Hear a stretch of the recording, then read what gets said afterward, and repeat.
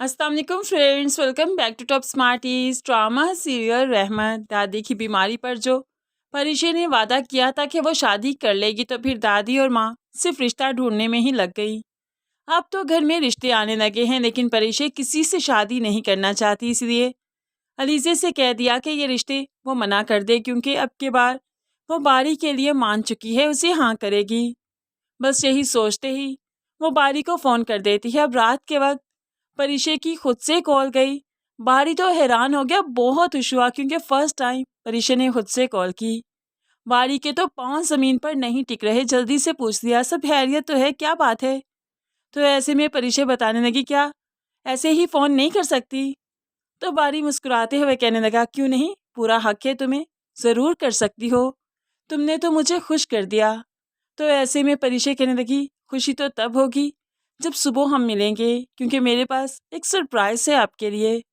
मारी ठंडी आह भरते हुए कहने लगा, क्या, वाकई? अब तो रात और लंबी हो गई मेरे लिए।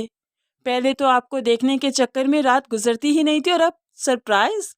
तो ऐसे में परिशे कहने लगी, मेरे लिए भी ये रात बहुत लंबी है, कब सुबह हो और आपको एक सरप्राइज दूँ मैं। खैर, दोनों ही काफ़ी खुश हैं, और ये रात काटे नहीं कट रही। बारी तो बस करवटें बदल बदल कर रात काटना चाहता है, लेकिन इंतज़ार इतनी शिद्दत का है कि रात भी काफ़ी लंबी हो गई। खैर, दूसरी तरफ मिनाल चुके घर गई थी और जानती है कि बाप बारी और परिशे के लिए मान चुका है, इसीलिए वो मुस्कुराते मुस्कुराते, हंसते खिलखिलाते हुए राहील के साथ वापस आती है। और इसकी खिलखिलाहट देखकर अनाया बहुत परेशान हो गई और सोचने लगी, कहीं इसकी खुशी की वजह बारी का रिश्ता तो नहीं, कहीं ये बारी का रिश्ता तय तो नहीं कराई। दूसरी तरफ माँ भी अपनी बहू को ही देख रही थी, तो अनाया उनके पास भी गई और कहने लगी, अपनी बहू के तेवर देखे हैं आपने, कैसे खिलखिला रही है, कोई तमीज़ कोई लिहाज नहीं। मुझे लगता है इसने अपने भाई का रिश्ता ना तय कर दिया हो। तो माँ कहने लगी, हाँ, चालाक तो बहुत है, बताएगी तो कुछ नहीं। तो अनाया कहने लगी, अगर इसने ये हरकत की ना, तो इसकी ज़िंदगी की खुशियाँ उखाड़ कर इसके हाथ में रख दूंगी। एक पल के लिए भी नहीं सोचूंगी, एक पल के लिए भी लिहाज नहीं करूंगी कि ये मेरी कज़न भी है। खैर, यहाँ पर अनाया को काफ़ी गुस्सा है कि ये खुश क्यों है। दूसरी तरफ बारी आज वक्त से पहले ही उठकर ऑफिस के लिए निकल पड़ा। दूसरी तरफ परिशे आज पहली बार ऑफिस जाने के लिए इस कदर बन रही है, संवर रही है, क्योंकि आज उसने बारी को हाँ जो कहनी है। लेकिन यहाँ पर सब कुछ खराब कर दिया शायान साहब ने, इनकी एक्साइटमेंट, इनके सरप्राइजेस।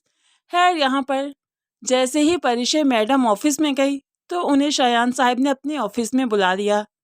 जानती हो ना, बारी ने तुम्हें प्रपोज किया है, वो शादी करना चाहता है तुमसे। परिशे मुस्कुराने लगी। तो शायान साहब कहने लगे, लेकिन मैं ऐसा नहीं चाहता, हम लोगों में बहुत डिफरेंस है, क्लास डिफरेंस, समझती हैं ना आप, तो काफ़ी समझदार हैं आप, इसलिए मैं चाहता हूँ कि ये इनकार आप करें। बारी मेरा इकलौता बेटा है, और हर बाप अपने बेटे के लिए अच्छे से अच्छा सोचेगा, अपनी औलाद के लिए बेहतर से बेहतरीन का इंतखाब करेगा, और सॉरी, आप उन बेहतरीन में नहीं आती। अब यहाँ पर परिशे, जिसकी आंखों में आंसू आने को तैयार है, लेकिन खैर वो काफ़ी जबत करके खड़ी है। तो यहाँ पर शायान साहब कहने लगे, तुमने बहुत से ख्वाब सजाए होंगे, मैं जानता हूँ, और इन ख्वाबों को मैं कुचलने नहीं दूंगा, मैं इतना जालिम भी नहीं। तुम्हें जितनी रकम चाहिए तुम मुझसे ले सकती हो, ब्लैंक चेक चाहिए तुम वो ले सकती हो, तुम अपने घर के हालात बदल सकती हो, यही तो चाहती थी ना तुम शादी के बाद, तो तुम ऐसे भी हालात बदल सकती हो। लेकिन बारी को कानों कान खबर नहीं होनी चाहिए। परिशे उनका ब्लैंक चेक भी उनके मुंह पर दे मारेगी, ये कहते हुए कि वो बहुत उदार है, अपनी इज्जत का सौदा वो नहीं किया करती। बारी ने मोहब्बत कही थी, लेकिन मोहब्बत और इज्जत में से अगर किसी एक को चुनना पड़े, तो मैं इज्जत को चुनूंगी। इसलिए आपका पैसा मुझे कबूल नहीं, आप जो चाहते हैं, जैसा चाहते हैं वैसा ही होगा, क्योंकि बारी आपका बेटा है और पहला हक आपका है बारी पर, इसलिए मैं रास्ते में नहीं आऊंगी। एक तरफ बारी काफ़ी एक्साइटमेंट में जल्दी से ऑफिस पहुंचने की कोशिश कर रहा है, और दूसरी तरफ शायान साहिब अपने ही मुताबिक परिशे को समझा चुके हैं, और परिशे इतनी बेवकूफ़ नहीं कि एक जगह पर बाप नहीं मान रहा और वो बेटे से शादी कर ले। घर वाले जब तक नहीं मान जाते, परिशे बारी की नहीं हो सकती, और अब के बाद वो बारी को इनकार करेगी, और बारी हैरान रह जाएगा कि रात को तो इसकी टोन कुछ और थी और इस वक्त कुछ और। आखिर ऐसा क्या हो गया? बारिश समझ नहीं पाएगा कि उसके बाप ने यह गेम खेली। खैर फिलहाल तो समझ नहीं आएगी, लेकिन आगे चलकर सारी सच्चाई सामने आ ही जाएगी।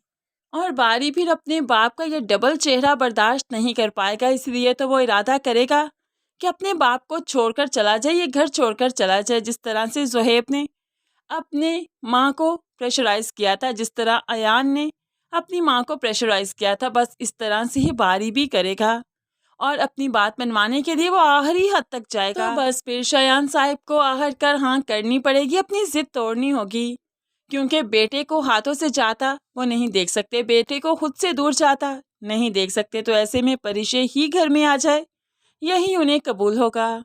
तो फ्रेंड्स, अभी काफ़ी ट्विस्ट एंड टर्न्स आने के बाद ही परिशे और बारी एक होंगे।